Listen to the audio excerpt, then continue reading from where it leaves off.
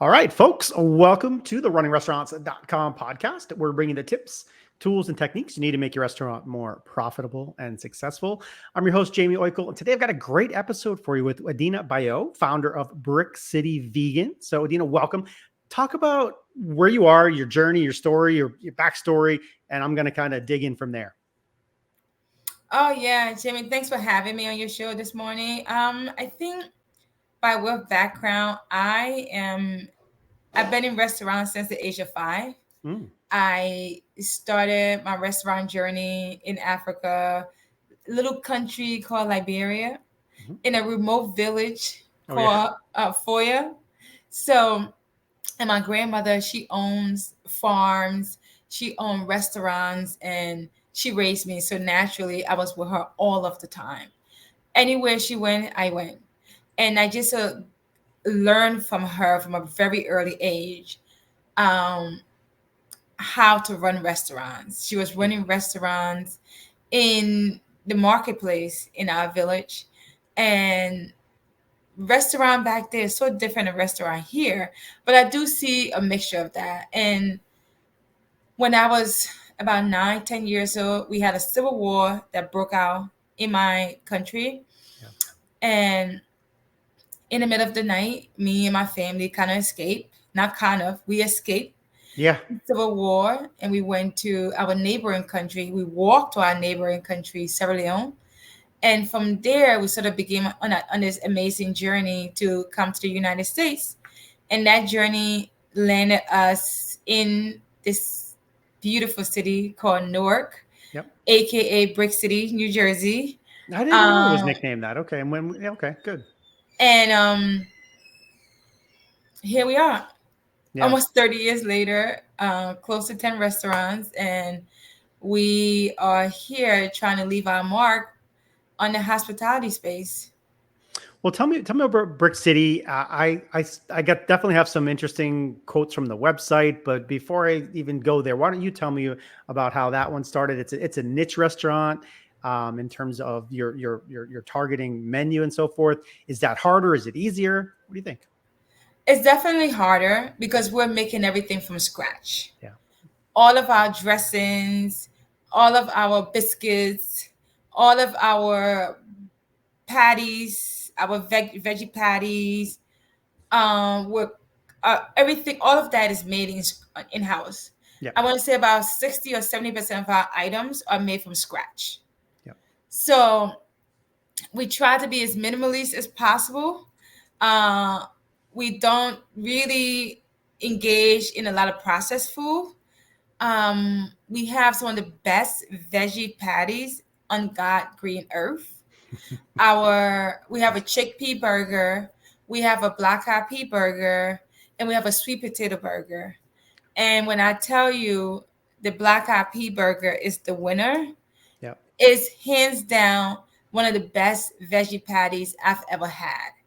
And it's literally about 5 to 6 ingredients that we make in house. And the journey really started in 2020-ish. Yeah. Me and a good friend of mine during the pandemic, I have a concept called cornbread, and my vision always been is to have a hospitality brand, a brand specifically focused on urban community, Black culture, and giving people in those communities options. So I started toying around with the idea of veganism, and there came at the time Urban Vegan. We call it Hmm. Urban Vegan when we first opened. We Hmm. have now changed the name to Brick City Vegan, paying homage to the city of Newark that I grew up in, came into as a refugee. So we're just paying homage to this beautiful city that have nurtured me all of my life. Yeah, you have there on the website. There's it's brickcityvegan.com, by the way. Peace, love, vegan. So that I thought that was funny. There's no planet B, like as in Plan B, like so better for the environment. And then I love this other one. Your body is the perfect machine. We're the perfect fuel. So there's a lot of passion there in what you're creating. Talk more about that. I think for me, I've been passionate in everything I do, to be very honest with you. I believe that passion is what drives the vision for me, because the restaurant business is tough. Yeah, very You tough. have to wake up every day with a newfound focus on the things that you want to do. But I think when you have passion about what you're trying to do, it make that journey just a bit easier. It's never going to be completely easy, but Nope. I think if you have passion. So for me, the passion for Brick City Vegan is giving folks the option of eating really great, authentic vegan food. I think vegan food have gotten so processed over the year and so sugar focused that we're trying to make things that aren't, supposed to be vegan. We're trying to make them vegan. Yeah. Whereas the focus need to go back to plants. The focus need to go back to veggies. The focus need to go back to really amazing food that just done vegan way. It don't have to be this over processed thing. And I just don't, and I wanted to give folks that option of eating really natural vegan food. Absolutely. What I'm thinking of, the first thing is that education part, talking to the consumer about those things. How do you convey some of those things to someone to try you out if they're a little bit leery, or they're tagging along with someone who definitely wants to take that menu? How do you convert's not the right word, but how do you educate consumers about, the different menu choices? Because it's not a regular burger, right? It's different. Our tagline is easy being vegan. Yeah. And at Brick City Vegan, we have made a passion of we're not trying to convert everyone. We're just trying to have you come in and enjoy a great meal, Hmm. right? So for example, our Black Hot Pea Burger, we have these patties and we put it on a well toasted brioche, vegan brioche bun, and we put our amazing in-house dressing that we make in-house. Hmm. It's called the yum yum sauce. We put a little bit of the mayo, then we put the yum yum sauce, and then we take this patty that you have the option of either fry it or you could have it cooked on the grill, Hmm. and it's crispy all around. So it's not this mushy patty. It's just real crispy. Yep. When you bite in it, you get this crispy crunch. That's sort of lay on top of this bun, and they have salad. And my favorite, obviously, avocado. I eat avocado with everything. Yeah. Um, My wife and too. the avocado just sort of sit on there, and that is your. And then we pair it with either a salad or we can pair it with our sweet potato fries. And Yeah. anybody can eat that. You don't have to be a vegan to eat that, right? So my vision is not to try to convert people to be vegan. My vision is to try to convert people to eat amazing food, Hmm. vegan or not. Like that. And as we're doing that, being conscious of what we put in our food is always front and center of our minds. Right. Right. Right. Family still in the business with you at all? Anybody? Unless you consider my 9-year-old daughter working yesterday, family run business, that's Yeah. about it. Yeah. Yeah. She helping out a little bit. That's good. She was helping That's out always the good. register, Yeah. and she Yeah. was such a pro. She's Yeah. such a pro. Oh yeah. Besides the 1,000 bricks she want to take, she's a pro.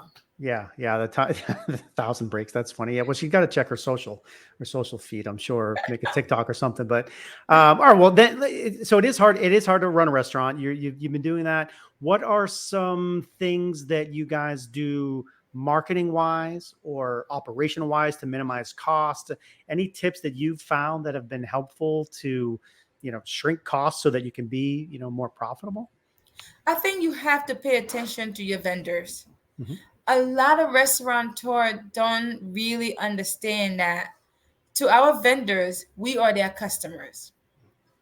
So when your inventory coming in through your doors, you have to make sure your staff is counting that inventory. Yeah. I'm not saying your vendors are going to intentionally try to cheat you, but your job is to catch them when they do make that mistake, Yep. right? So I believe to minimize your costs, pay attention to the vendors that are bringing food in your stores, Yep. right? Yep. Count it. Pay attention to the sub guy. Pay attention to the guy that's dropping you your uniforms, your aprons, and things like that. Check those invoices. Make sure if you're charging for 300 aprons, that they are actually delivering 300 aprons. You'll be surprised the things that you find. I always say to my staff, just like you try to upsell to the guests, your vendors are going to absolutely try to upsell you. That's right. But you got to make sure that upsell is an agree upon, right?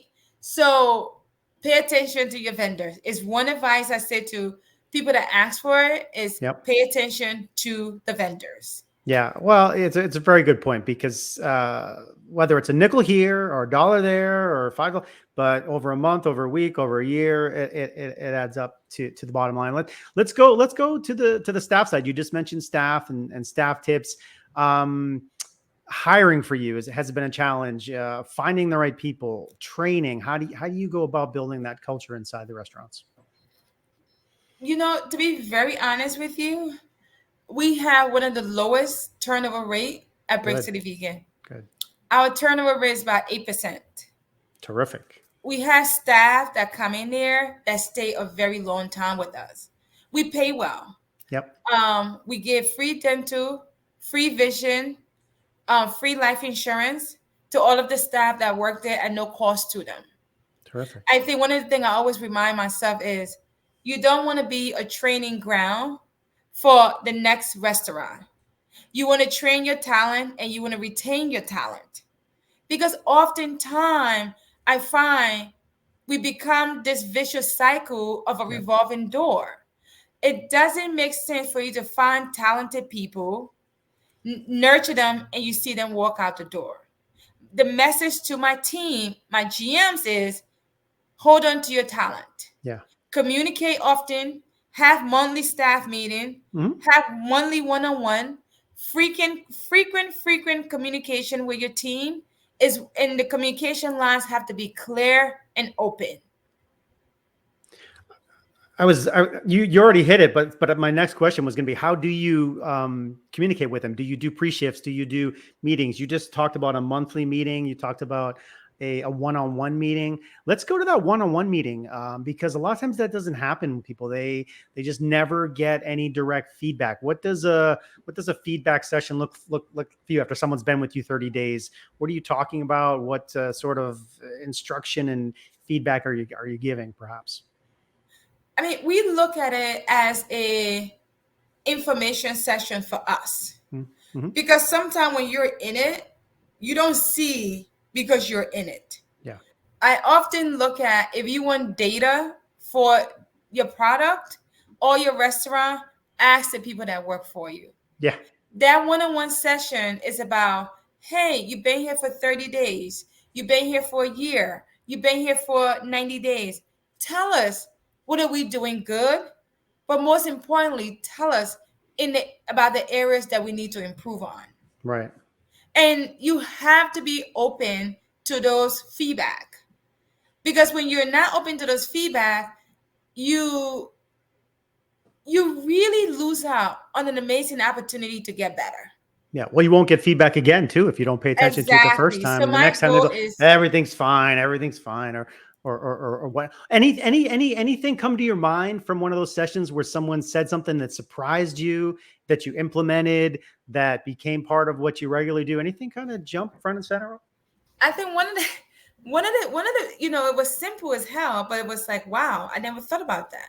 Yeah. One of the employees that started and said, I see you guys are really big on uniform, but when I started, you guys only give me one shirt. How do I, it was mind blowing. So now we're making a habit of giving 3 shirts when employee starts. Because if I work 5 days a week, my shirt's going to get dirty, right? Yep. So that was one feedback that I was like, no, I really thought about it that way. The other feedback that I thought was very impactful one time was one of the employees, she said, wouldn't it be great if customers can come in here on a regular day and randomly, if we see them, we know them, randomly they come in, give them a free meal. Yep. If a customer coming that we know that been coming here consistently with us, so now they're in power. At least during the week, we're empowering them to give at least 4 meals free.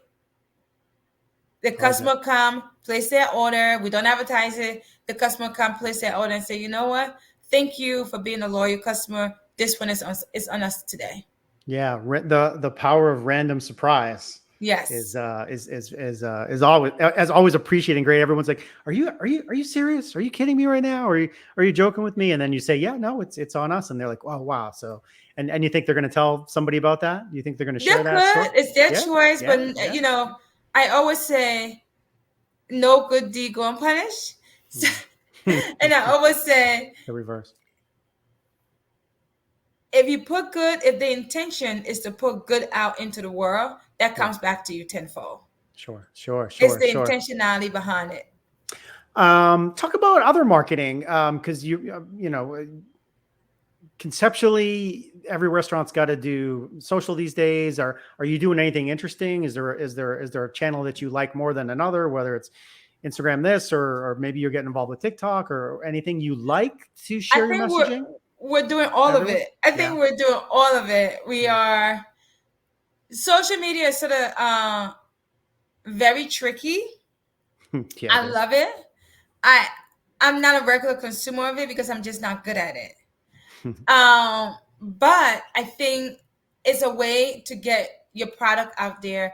It's a way to get brand awareness out there. It's a way to really market your product, right? Mm-hmm. So for me, it's been a bit difficult trying to get a good match with a social media manager. So anyone out there that wants to manage my social media, please hit me up. I'm on IG. I'm on Facebook. Is Adina Bio. So for me, I really want, it has to be a match. It has to be someone that knows your brand, someone that's passionate about your brand, someone that's passionate about what you're doing, right? Because they become your brand ambassador. They become that person that's not going to get the message out about what you're doing. So finding that work person, being consistent about it. It can't be spotty. No. You know, I think is how you really need to do social media and do it in a real authentic way. Yeah, I think you probably have I would guess, you know, authentic and a fun brand, not a you know, a real serious type, you know, corporate type thing. So it's someone who could really have fun with that, fun with your customers, you know, your color scheme, your menu and stuff. So they really could have fun. But what about other more traditional marketing? Is there anything you're doing that's working? Whether it's something on Wednesday, a loyalty reward, an app thing, anything you found? We have an app. Been good? We have an app. But for the most part, it's just been word of mouth, our Instagram, and just really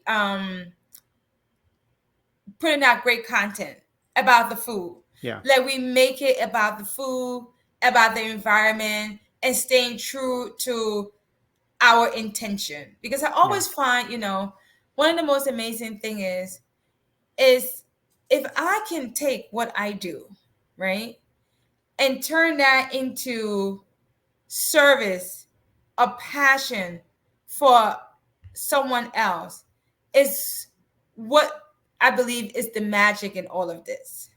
Yeah. It's taking what I do and turning it into service.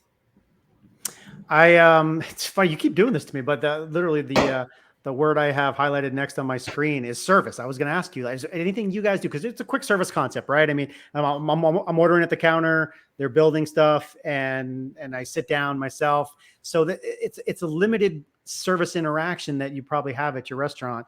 Any ways you bring service into it that would be kind of above and beyond?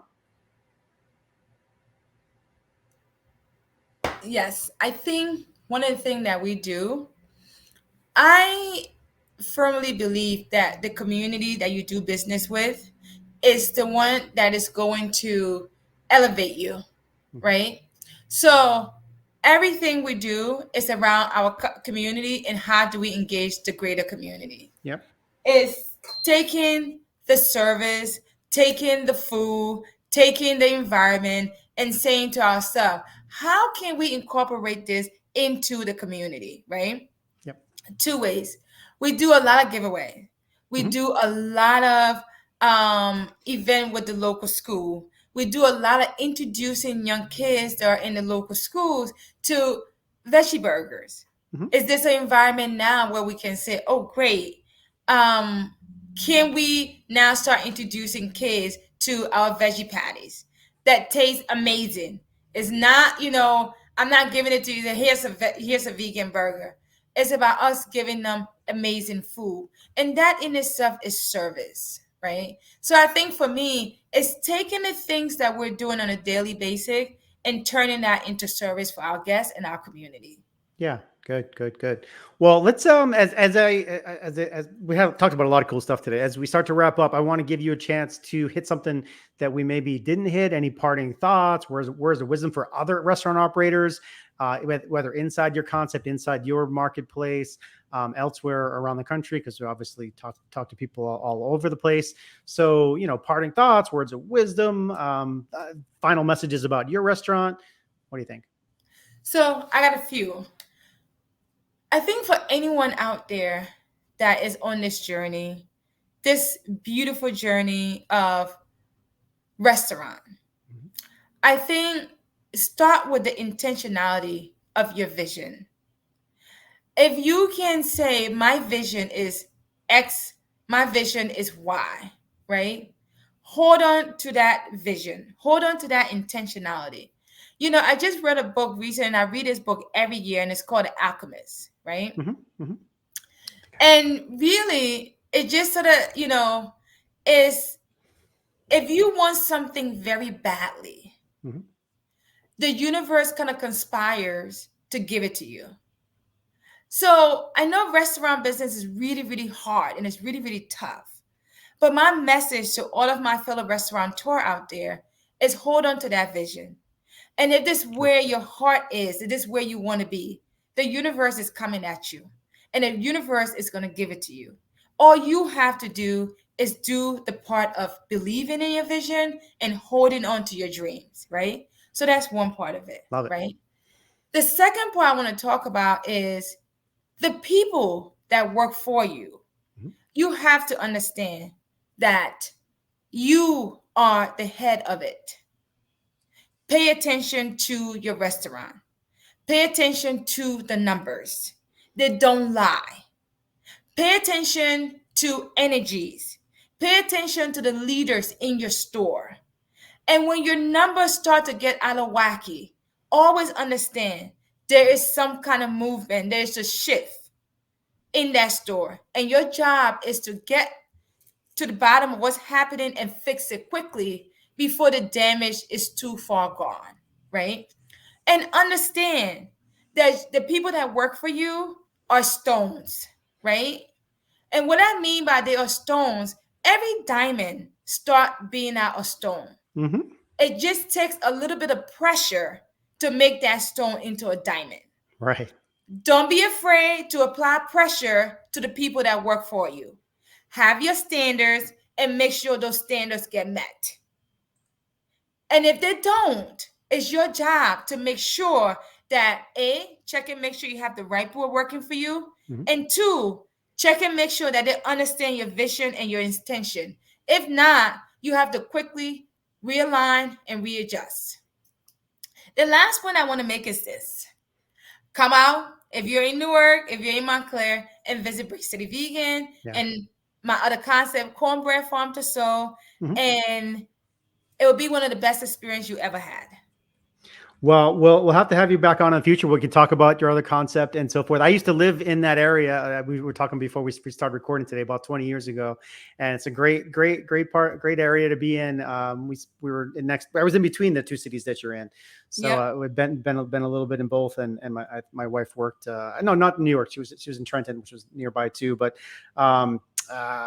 really good life lessons you just talked about there in restaurateur lessons. So I really appreciate you sharing that from the heart. I could really feel those messages. The part about and then how you finish with people being stones and apply pressure and you can really pull stuff out of people. That's a great message. So good stuff there today, folks. That was Adina Bayo from Brick City Vegan. You can find them on the web at brickcityvegan.com. For more great restaurant marketing and operations, service people, and tech tips, stay tuned to us here at runningrestaurants.com. If you are listening, subscribe to us, give us a review where you're listening, click on us, like us, comment, all that stuff. It really helps us. We appreciate you. Thank you so much. We'll see you next time. Bye, Dina. Thank you. Bye, Jamie.